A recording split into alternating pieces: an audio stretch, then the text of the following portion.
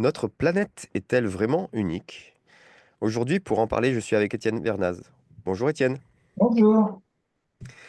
Alors, avec tous ces télescopes qui existent aujourd'hui, toute cette capacité que nous avons d'observer le ciel, les étoiles, et puis même la Terre qui est sous nos pieds, le système solaire dans lequel nous sommes, aujourd'hui, je pense on commence à avoir une bonne maîtrise de là où nous habitons. Euh, Est-ce que là où on habite est vraiment particulier? Alors, moi, je le pense très fort que c'est tout à fait particulier. Et puis, on va regarder un certain nombre d'éléments. Peut-être que je les partagerai à la fin de cette conférence, parce qu'il y a beaucoup d'éléments qui nous montrent que la Terre est très particulière. Alors, une chose est sûre, c'est que quand on regarde le ciel, on peut s'émerveiller. Qu'on soit chrétien ou non croyant, personne n'est complètement insensible à un ciel étoilé, à regarder tout d'un coup une nébuleuse dans un télescope, voir des images du ciel. Et quand on regarde cette immensité,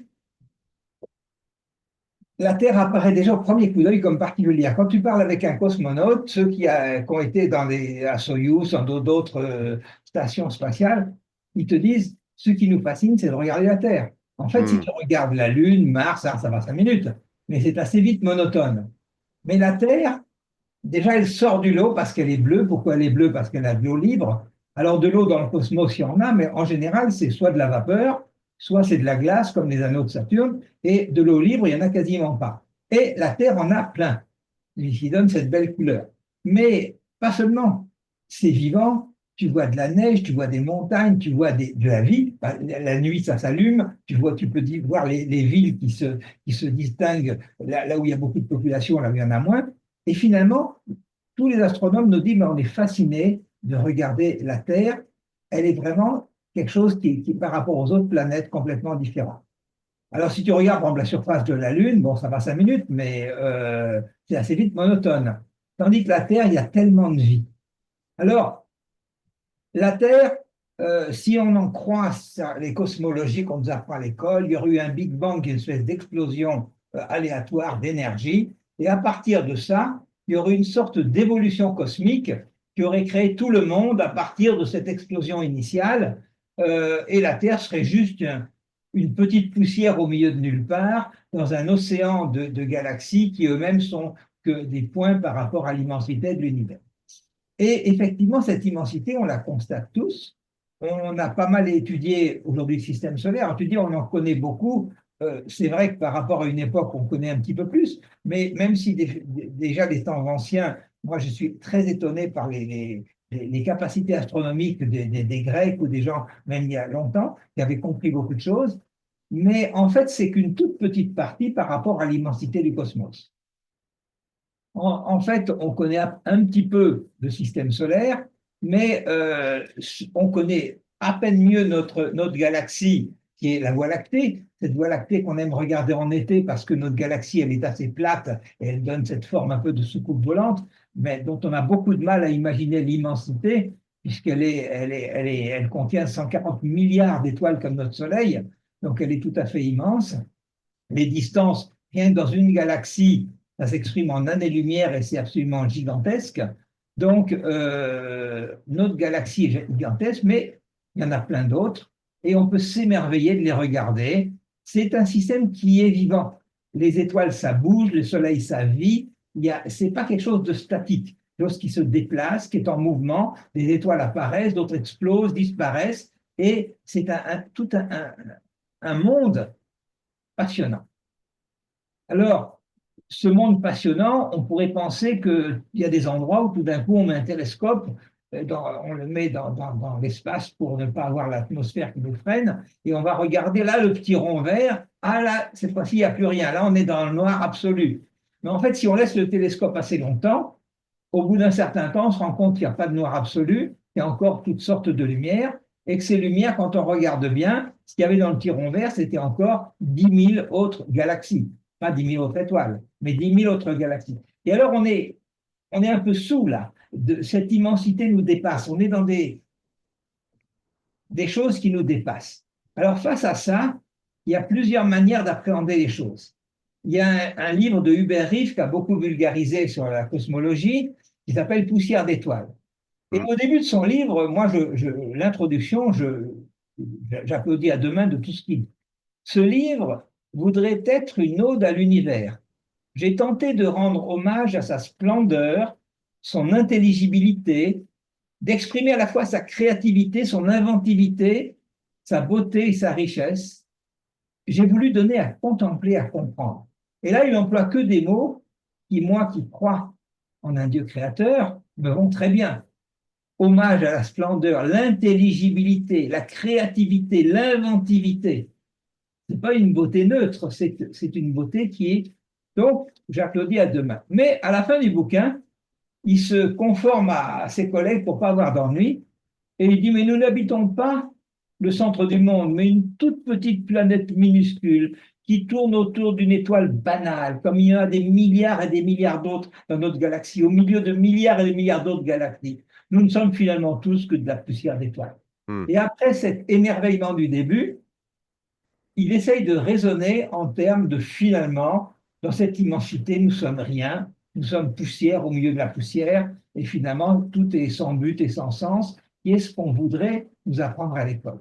Alors, moi, je pense qu'il y a une autre manière de regarder les choses, qui est celle de la Bible, et qui est celle qui nous montre que tout a été créé à dessein, que ce n'est pas par hasard. La Bible nous dit clairement que Dieu fit deux grands luminaires, un pour présider au jour, l'autre pour présider à la nuit. Et donc que ces choses ne sont pas juste le fruit du hasard, d'un accident, que la Lune ne serait pas formée tout à fait par hasard, par accident, mais qu'ils ont été créés à dessein. Et pour je dirais en donner un élément assez tangible, il suffit de regarder une éclipse totale de soleil, que le soleil est caché par la Lune. Ça t'étonne pas, toi? Mais carrément. Hein? Ça veut dire que, alors tout le monde sait que la Lune n'a pas le même diamètre que le Soleil, mais ça veut dire que le rapport des diamètres est quasiment exactement le rapport des distances. Déjà, c'est un premier indice qui dit qu'il faudrait beaucoup, beaucoup de hasard pour que ça soit exactement comme ça. Quelles seraient les conséquences si la Lune, elle était un peu plus proche ou un peu plus loin de la Terre? Alors, les conséquences, si elle était trop proche, elle risquerait de nous arriver dessus. Et elle est en bon équilibre pour se rapprocher tellement lentement qu'à notre échelle, on s'en fiche un peu. Et je dirais que on va le voir tout à l'heure, mais elle a un intérêt, c'est qu'elle maintient, elle fait comme des bras d'équilibrage et elle maintient l'axe de précession de 23 degrés stable dans le temps. Elle met comme un poids qui maintient stable cet équilibre et on verra l'intérêt que ça a. D'accord. Donc une autre manière de voir les choses, qui est pas celle de la conclusion du Rive qui dit qu'on n'est rien du tout, c'est de ce que la Bible dit. Les cieux racontent la gloire de Dieu et l'étendue céleste annonce l'œuvre de ses mains. Et toute la création nous parle, le ciel nous parle de la grandeur de Dieu. C'est pour ça que David, le psalmiste, disait, les cieux racontent la gloire de Dieu et l'étendue manifeste l'œuvre de ses mains. En fait, à travers cette immensité qui nous dépasse, eh bien, Dieu manifeste sa grandeur. Mais manifeste sa grandeur ne veut pas dire que nous sommes une poussière au milieu de nulle part, nous sommes un point infime qui n'a pas de valeur. Au contraire, ma conviction, et on va regarder que beaucoup d'éléments scientifiques vont dans ce sens, c'est ce qui est écrit dans Éphésiens 1. Et dans Éphésiens 1, qu'est-ce que nous dit? La Bible nous dit qu'avant la fondation du monde, Dieu nous avait prévus. Qu'avant la fondation du monde, il nous avait prédestinés à être ses enfants qu'il voulait adopter en Jésus-Christ. Et en fait, il a créé le monde aussi merveilleux comme des parents qui vont préparer la chambre pour accueillir un bébé et qui vont tout mettre en place de manière à pouvoir l'accueillir. Et en fait, ce monde extraordinaire a été fait pour y mettre l'homme, l'homme qui pour Dieu a une valeur spéciale puisqu'il veut l'adopter, en faire un fils qui vive éternellement avec lui. Alors regardons un petit peu de technique maintenant. On nous dit que au Big Bang, tout a été créé et que l'univers est en expansion. Du coup, effectivement, cette idée de Big Bang qui a moins d'un siècle, ou à peu près un siècle aujourd'hui, eh bien, nous dit si le monde est en extension, c'est qu'avant il était plus petit, plus petit, petit, et à force d'être plus petit, il arrive à un point singulier qui partait d'un point unique, et donc il y a eu un début du monde à ce moment-là. Ensuite, le modèle standard nous parle de quatre forces qui régissent l'ensemble du monde. On connaît la gravité, mais on connaît les forces électromagnétiques, les aimants, etc. On est moins habitué à deux autres forces, qui est la radioactivité faible et la force nucléaire forte, parce qu'elles n'agissent qu'à l'échelle du noyau des atomes, et à notre échelle, on ne les voit pas. Elles agissent à toute petite distance, mais elles sont essentielles à ce que la matière existe. Alors, avant la théorie du Big Bang, l'univers était considéré comme immuable. Et il fallait être un peu chrétien pour dire Mhm. non, non, il y a un début, il y a une fin. Les gens, ouais, c'est ça, c'est ta Bible. Mais c'était quelque chose d'un petit peu étonnant, parce que tout le monde pensait que c'était immuable. Et le jour où cette théorie du Big Bang est sortie, ça a été, comme l'a dit Arnaud Penzia, qui était prix Nobel de physique, il a dit, ça a été un séisme pour les athées. Et il a écrit dans une conférence qu'il donnait en 2006, l'astronomie nous conduit vers un événement unique, un univers créé à partir de rien, avec juste le délicat équilibre nécessaire à l'apparition de la vie. Un univers qui obéit à un plan sous-jacent, on pourrait même dire un plan surnaturel. Pour être cohérent avec nos observations, nous devons comprendre que non seulement il y a création de la matière, mais aussi de l'espace et du temps. Et moi-même, quand j'ai commencé à découvrir ça à l'école d'ingénieur, je travaillais un petit peu sur la physique, j'étais scotché parce que j'étais absolument convaincu que le fait que le monde ait un début et une fin, c'était ma foi qui me permettait d'avoir ça. Et aujourd'hui, pour décrire l'univers tel qu'on le voit, on est obligé de dire qu'il y a eu création non seulement de la matière, mais aussi de l'espace et du temps. Et que ces choses, il y a un commencement, il y a une fin. Les meilleures données dont nous disposons sont exactement ce que j'aurais pu prédire si je n'avais rien lu d'autre que les 5 livres de Moïse, les psaumes, la Bible. Le Big Bang a été un instant de brusque création à partir de rien. Mhm. Et alors, quand on regarde maintenant comment cet univers fonctionne, on voit, je vous ai parlé des 4 forces qui gèrent l'existence même de la matière. Eh bien, ces forces, elles sont un rapport entre elles qui, s'y changeait d'une poussière de poussière, la vie n'existerait pas, la matière n'existerait pas. Et c'est ce qu'on appelle le fine tuning, c'est-à-dire tuning, c'est comme quand on règle un poste pour avoir la bonne longueur d'onde, sinon ça ne marche pas. Et là, il faut un ajustement qui est absolument extraordinaire, parce que si le rapport entre le couplage de la force électromagnétique et la force nucléaire forte différait à la 40e décimale, les atomes ne seraient pas stables, ils n'auraient même pas pu se former. Si la valeur de la constante cosmologique, elle, différait de 10 à la puissance moins 20, c'est-à-dire à la 120e décimale, 0, tu mets 119,01, c'est-à-dire en plus ou en moins, Mhm. les galaxies n'auraient pas pu se former. Alors, ce mathématicien qui s'appelle Penrose, qui est dans la photo là, a calculé la probabilité pour que ce fine-tuning soit juste par hasard, en mettant tout de manière aléatoire. Mhm. Et il est arrivé au chiffre absolument ahurissant. Il y a une chance tous les 10 à la puissance 10 à la puissance 123. C'est-à-dire ce nombre, personne ne peut l'imaginer ni même l'écrire. Si tu voulais Mhm. écrire ce nombre, il faudrait mettre un 1 suivi de 10 à la puissance 123 zéro. Mais même si on avait les ordinateurs les plus puissants et qu'on arrivait à mettre un digit sur chaque atome de l'univers, on ne pourrait toujours pas l'écrire parce que dans l'ensemble du cosmos, on estime qu'il y a à peu près 10 puissance 80 atomes. Et là, on est des milliards, des milliards, des milliards de fois plus que le nombre d'atomes de l'univers. Ça veut dire que la probabilité que ce fine-tuning arrive par hasard, elle est nulle de chez nulle de chez nulle.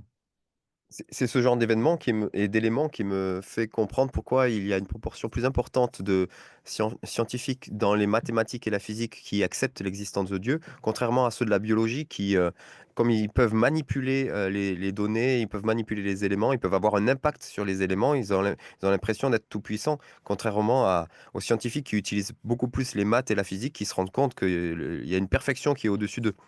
Je ne sais pas Tout à si fait. ma réflexion est un peu trop caricaturale, mais c'est une impression que j'ai eue à écouter et observer plusieurs approches scientifiques différentes. Tout à fait. Alors, maintenant, je dirais la connaissance de l'ADN et de la génétique devrait faire rentrer les mathématiques et les statistiques dans la pensée des biologistes. Mais ils sont tellement formatés dans le darwinisme et dans la théorie de l'évolution qu'ils ont beaucoup de mal à sortir du paradigme dans lequel on leur a imposé pour faire leur thèse, pour avoir des crédits, pour quoi que ce soit. Mhm. Mais en fait, là aussi, on peut faire des calculs de probabilité en biologie. Je ne vais pas m'en parler aujourd'hui parce qu'on aura des occasions de parler de l'ADN ensemble d'autres Ça fois. marche. Mais la probabilité qu'un brin d'ADN soit par hasard, elle est nulle de chez nulle. La probabilité que l'ADN du singe devienne un ADN de l'homme, elle est nulle de chez nulle. Donc, aujourd'hui, si on fait des calculs de probabilité, il est absolument évident qu'il y a un créateur. Alors, tous ces scientifiques, comme tu le soulignes, la grande majorité croit en un créateur. Ce n'est pas pour autant qu'ils sont chrétiens. Certains l'appellent l'être suprême, le grand horloger. Et Einstein croyait à un grand horloger. Il n'est pas devenu chrétien pour autant. Donc, mais clairement, la science pointe vers le fait qu'il y a un créateur. D'ailleurs, il y a ce livre, Dieu, la science, qu'ont écrit des chercheurs catholiques, là, et qui, même si j'abonde pas dans tout ce qu'ils disent, montrent qu'ils sont complètement convaincus que si on est aujourd'hui scientifique avec une petite connaissance de probabilité, eh bien, il y a un créateur. Ce n'est pas possible que ce soit par hasard. Alors, que ce soit dans l'infiniment petit ou l'infiniment grand, on se rend compte que tout nous épate et que tout est organisé extraordinairement. Alors, on a par exemple essayé de casser dans l'infiniment grand, on a vu le cosmos qui nous donne un peu le vertige. Maintenant, dans l'infiniment petit, c'est un peu comme un cosmos à l'envers. Plus tu creuses, plus tu vois tout un monde dans l'autre sens. Et avec le CERN, on essaye d'accélérer à la vitesse proche de la lumière des particules pour les faire se rentrer dedans l'une dans l'autre, de manière à casser ces particules et voir ce qu'elles ont dans le ventre. Et finalement, on arrive à la conclusion que la matière n'existe pas. Parce que chaque fois qu'on croit qu'on a atteint le degré élémentaire, les Grecs pensaient que c'était l'atome, atomos qu'on ne peut pas couper. Et puis après, on a pensé que c'était le nucléon, après, on a pensé que c'était le proton, après, on a pensé que c'était, et ainsi de suite. Et chaque particule, on les a rompues. Et on est arrivé à la conclusion qui était le gros titre de la recherche, je ne sais plus trop en quelle année, mais je crois que c'est 2014, voilà. La réalité n'existe pas, qui était, voilà, l'accroche un petit peu pour montrer que finalement, la matière, ce n'est que l'organisation de forces. Si par exemple je prends, je sais pas, un objet en fer, et là je vais dire cet objet, ça c'est en fer, par exemple ça, là il y a quelque chose et à côté il n'y a rien, d'accord? Et en fait, si j'étais un neutron, j'aurais exactement la pensée inverse, parce que le neutron, il verrait rien ici parce qu'il interagit avec l'eau, le neutron, et dans le fer il n'y a pas d'eau, mais à côté il y a de la vapeur d'eau, et il dirait là il n'y a rien, et là il y a quelque chose. Donc en Ouais. fait, c'est l'interaction des forces qui donne l'impression de matière. Si je peux le prendre, c'est que voilà, mon doigt ne pénètre pas, et donc je peux le saisir. Et donc, finalement, des milliards investis nous permettent de retomber sur la parole de Dieu qui nous dit, par la foi, nous comprenons que l'univers a été harmonieusement organisé par la parole de Dieu et qu'ainsi le monde visible tire son origine de l'invisible. Hmm. Ce qui est vrai spirituellement et aussi vrai matériellement. Tout à fait. Alors, maintenant, parlons un peu de la vie humaine. Qu'est-ce qu'il faut pour développer la vie humaine? Eh bien, il faut de l'oxygène, mais il n'en faut pas trop, parce que s'il y avait une atmosphère 100% d'oxygène, on brûlerait tous. On serait trop oxydant. Il faut de l'eau, mais pas n'importe quelle eau, de l'eau libre. On a vu que dans l'espace, il y a de la vapeur, il y a de la glace, mais il faut que ce soit à la bonne température. Il faut une température adaptée. 15 degrés, qui est la température moyenne de la planète, est pile poil la meilleure température pour le développement de la vie. Il faut un milieu non agressif, il faut qu'il y ait de la nourriture, etc., etc. Il faut beaucoup de choses. Alors, on va un peu regarder la Terre, qui est vraiment une planète unique dans ses constituants. On a vu l'ajustement précis dans le cosmos, mais on va voir que la Terre elle-même, eh bien, il y a des centaines de paramètres. Si on les variait de quelques pourcents, la vie ne serait pas possible. Prenons par exemple la distance Terre-Soleil. Si on était 10% plus près du Soleil, l'eau serait à plus de 100 degrés, il n'y aurait pas d'eau libre sur la Terre et on ne pourrait pas vivre. Mais si on était 10% plus loin, l'eau serait glace, il n'y aurait pas de vie possible. La masse de la Terre, ça peut vous paraître pas important, la masse de la Terre, et pourtant, la masse de la Terre, si la Terre était toute petite, mettons comme la Lune, alors bien sûr, la gravité serait faible, on ferait des bonds géants, je serais très très fort en saut en hauteur, mais l'atmosphère, la gravité ne permettrait pas de retenir une atmosphère, et comme sur la Lune, il faudrait des bouteilles d'oxygène, et donc pas de vie possible, puisque pas d'atmosphère. Si par contre elle était gigantesque comme Jupiter, avec une gravité énorme, alors là, j'aurais beaucoup de mal à même soulever mon pied pour faire un pas de quelques centimètres, avec une gravité énorme, mais qu'est-ce qui se passerait? Eh bien, là, la gravité retiendrait tous les gaz. Les gaz du cosmos, c'est essentiellement hydrogène et oxygène, et hydrogène et hélium, pardon. Et en fait, il n'y aurait pas d'oxygène et on ne pourrait pas vivre. Mais la Terre a la bonne idée d'avoir la masse qui retient deux gaz, l'oxygène et l'azote. Si elle retenait que l'oxygène, on brûlerait. Mais elle retient ces deux masses et elle permet aux gaz les plus légers de s'échapper. Et elle retient ces deux gaz qui permet d'avoir une atmosphère qui est particulièrement, avec 20% environ d'oxygène, adaptée à la vie. Même un autre paramètre, comme la vitesse de rotation de la Terre, là encore, c'est pile poil bon.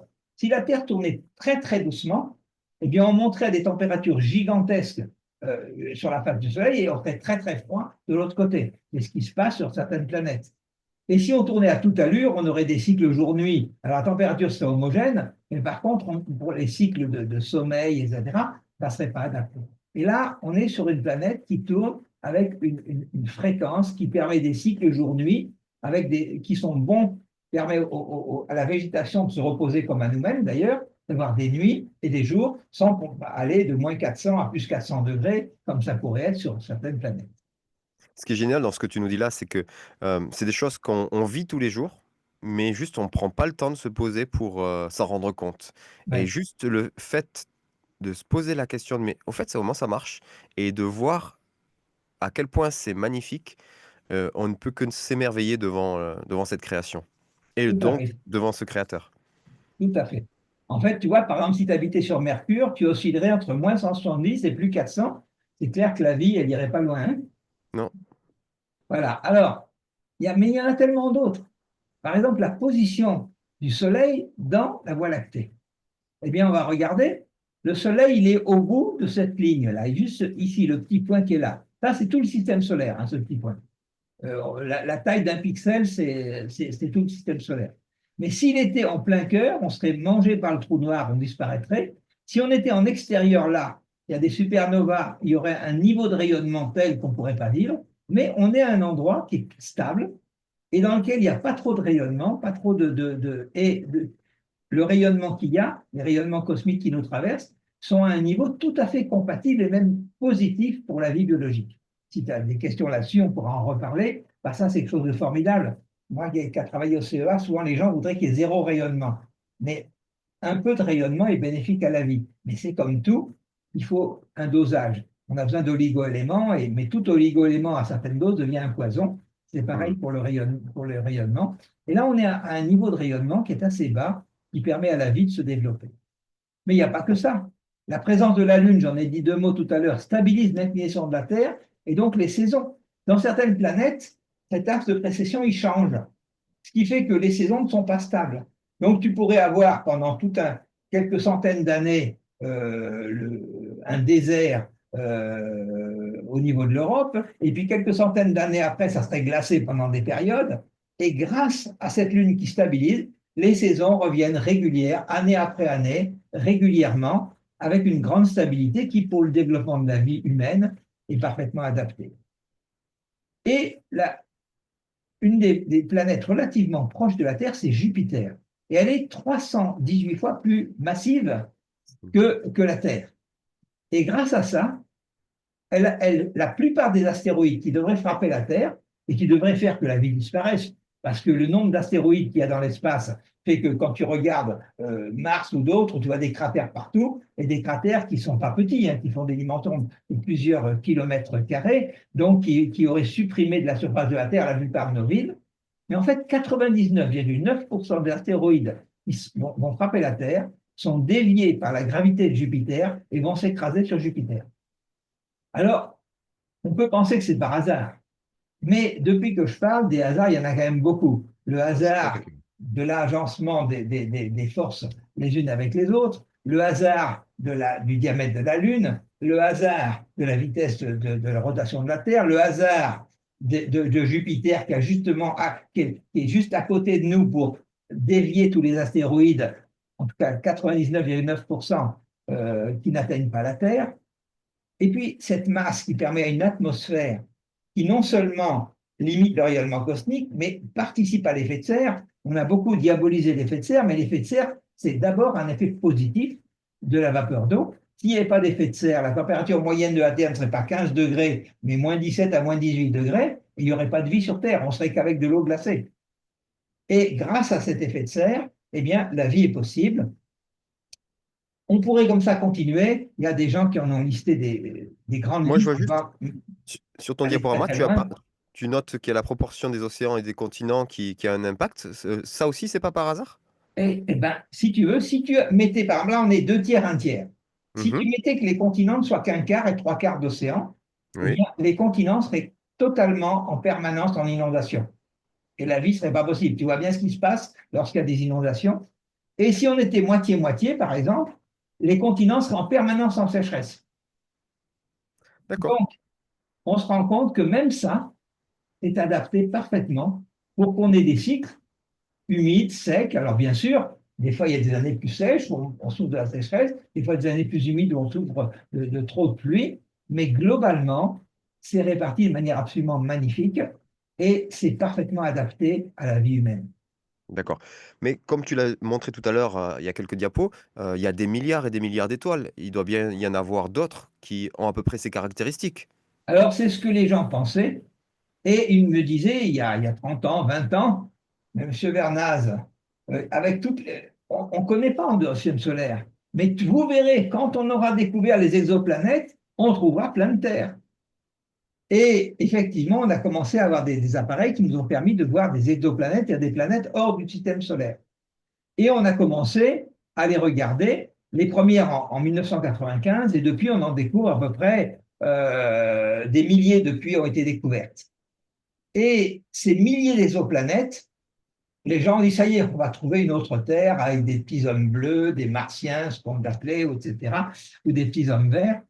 Et en fait, ce que disent les chercheurs, de manière un peu pudique, la grande surprise de ces premiers milliers de découvertes, c'est l'extraordinaire diversité des exoplanètes et des architectures des systèmes dans lesquels elles prennent place. Comprenez, elles sont toutes plus agressives les unes que les autres. Certaines ont des températures gigantesques, d'autres ont des atmosphères extrêmement corrosives, d'autres, et aucune n'a une capacité d'avoir la vie humaine.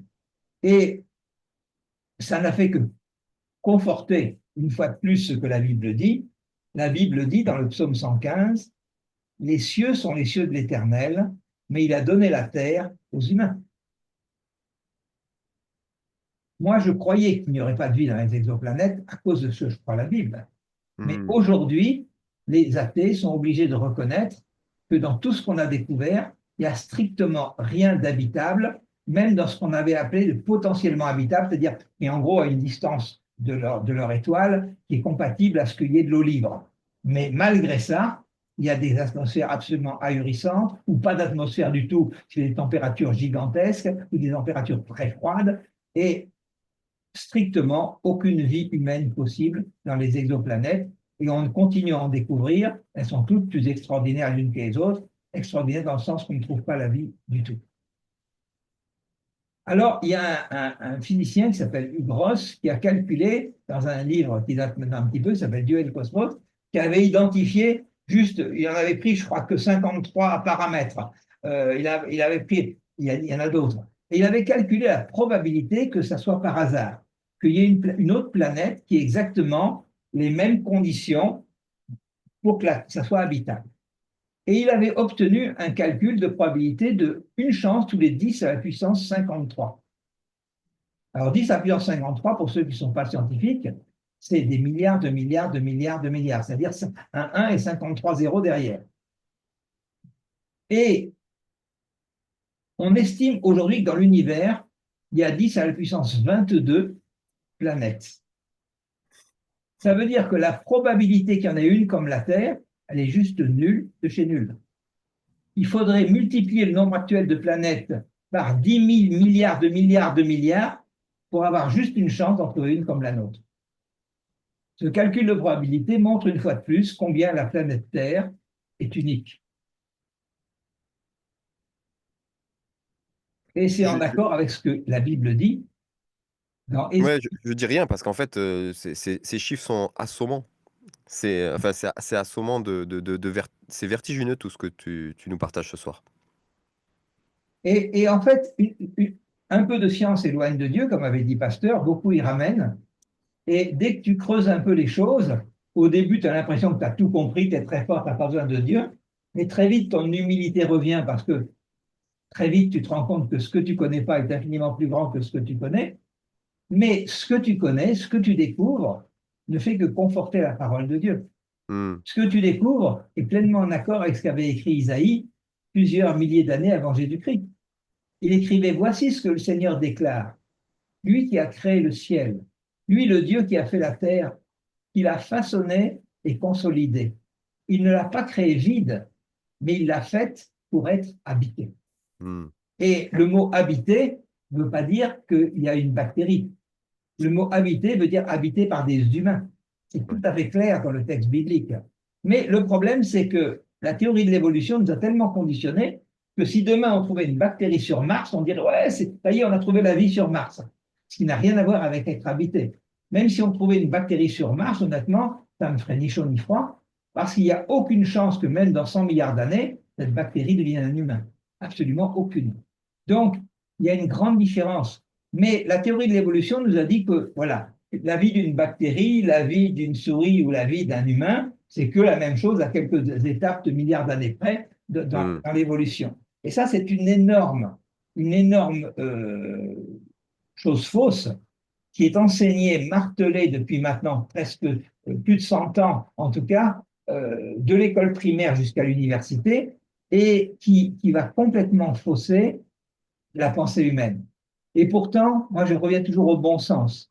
Et je peux l'expliquer à des enfants qui comprennent, parce que souvent, les enfants ont gardé leur bon sens. Vous avez cette petite illustration. Supposons que tu échoues sur une île déserte, et puis que je peux quand même communiquer avec toi. Je ne sais pas par quel moyen. Alors, Ok. si je te dis, ouais, tu es sur l'île déserte, tu n'as pas de souci, tu n'es pas tout seul. Tu as 1 000 milliards de bactéries dans ton intestin. Tu n'es pas tout seul. C'est une belle affaire. Hein. Si je te dis, non, non, mais tu n'es pas tout seul, l'île est infestée de serpents, pas terrible non plus. Mais J'aurais préféré être tout seul. si je te dis, fais 2 kilomètres à pied, il y a un petit village de pêcheurs, tout change. N'importe quel enfant comprend que la vie d'une bactérie, la vie d'un animal ou la vie d'un humain, ce n'est pas la même chose. Ouais. Mais on nous a dit que c'était la même chose. Pourtant, la Bible, elle est claire. Elle nous montre qu'il y a une vie biologique, bio, et qui est la vie des plantes, des bactéries, etc. Il y a une vie psychique, qui est une vie biologique pour laquelle il y a une âme, une volonté, une intelligence, une émotion, qui crée des animaux. Et puis Dieu qui dit qu'il nous a créés à son image, on est esprit. Et en plus d'avoir donné bio et psyché, il nous donne une vie de l'esprit pour être à l'image de Dieu. Et Hmm. ces trois parties font une grande différence entre l'homme qui a les trois, l'animal qui a seulement bio et psyché, et l'arbre ou la plante qui a seulement une vie biologique. Et ce n'est pas du tout la même chose. Donc, la Terre est parfaitement adaptée pour y et recevoir l'homme avec cette créature merveilleuse que Dieu a fait à son image. Et il a créé cet écrin extraordinaire qu'est la Terre pour y placer l'être humain. Et bien sûr, il y a aussi placé de la végétation, des animaux et toutes sortes de choses qui manifestent sa gloire et sa grandeur et sa diversité. Alors, effectivement, comme on en parlait au début, la plupart des scientifiques reconnaissent un Dieu créateur. Ce n'est pas pour autant qu'ils sont chrétiens. Einstein le disait, je veux savoir comment Dieu a créé ce monde. Je ne m'intéresse pas à tel ou tel phénomène, tel ou tel spectre ou tel élément. Je veux connaître ses pensées. Le reste n'est que détail. Il disait ça il y a 100 ans déjà. Hmm. Mais il y en a qui l'ont dit avant lui. Par exemple,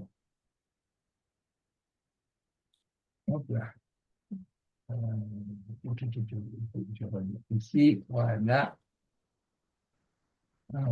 Je suis caché par ce masque, on va l'enlever. Cicéron disait à l'époque juste un peu avant Jésus-Christ, est-il possible d'élever les yeux vers le firmament et d'observer les corps célestes sans arriver à la conviction profonde de l'existence de Dieu? Ne sommes-nous pas forcés de reconnaître le fait de l'existence d'une déité, d'un être parfait, une intelligence qui domine?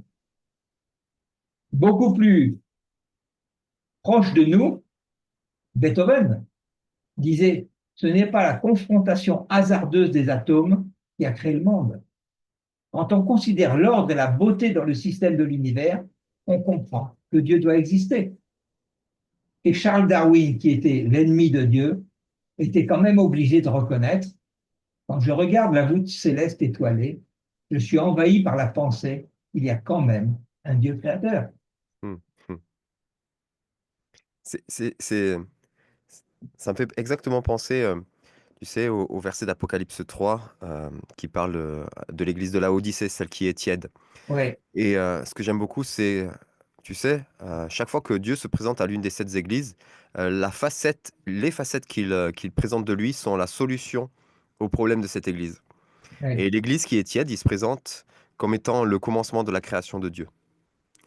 Et je me demandais pourquoi il présentait cette facette-là à ceux qui étaient tièdes. Et en fait, après un tel exposé que tu viens de nous faire, tout est clair. Euh, Plus tu découvres le Dieu de la création, plus tu découvres la finesse de cette création, moins tu peux être étranger et tiède euh, envers ce créateur, tellement tu ne peux être que bouillant et passionné par ce Dieu qui est passionnant. En fait, toute la création est le CV du créateur. Si je Hmm. te parle de Gustave Eiffel, tu ne sais pas qui c'est, mais dès que tu vois la tour Eiffel, tu as une bonne idée de qui c'est. Ouais. Parce que par sa création, tu vas avoir une idée de ses talents. Eh bien, là, on est beaucoup plus que la tour Eiffel. On a une création qui est gigantesque, mais que tu regardes au microscope une feuille, que tu regardes dans un télescope une galaxie extraordinaire, ou que tu regardes une cellule vivante, c'est absolument extraordinaire. La création est partout et Dieu nous émerveille. Et quand certains astronomes tournent autour de la Terre, Jared Isaacman a dit l'année dernière, lors d'une mission, il est sorti de son vaisseau spatial et il a dit, il a exprimé son émerveillement en observant la Terre depuis cette altitude vertigineuse, déclarant que vu de l'espace, notre planète ressemblait à un monde parfait. Cette simple phrase, chargée d'émotions, souligne à quel point cette expérience est unique et transcende les différences humaines. Donc, voilà, aujourd'hui, quand on nous dit qu'être scientifique, c'est être athée, moi je pense que un peu de foi a peut-être éloigné et l'homme s'est pris pour Dieu, mais qu'aujourd'hui, beaucoup de sciences honnêtes nous ramènent pleinement à ce Dieu créateur. Hmm. Merci beaucoup, Étienne, pour tout ça. Et il me tarde d'avoir les autres discussions avec toi sur des sujets tout aussi passionnants et qui vont amener à avoir une foi un peu plus ancrée dans la réalité. On n'a pas besoin d'avoir une foi éthérée. Notre foi, elle s'ancre En fait, il n'y a rien qui puisse infirmer cette foi. Euh, et au contraire, la science est là pour nous raconter euh, comment, pourquoi Euh, cette planète a été créée et la Bible nous le disait. Elle a été créée pour l'humanité, pour que cette humanité soit en relation avec Dieu. Et c'est merveilleux de découvrir à quel point c'est vrai. Dieu ne nous demande pas d'avoir une foi aveugle. Parce que si j'avais une foi aveugle, demain, un bouddhiste, un peu de bagou, je serais bouddhiste, et puis demain, après-demain, je serais autre chose. Et ça serait idiot, je croirais le dernier qu'à parler.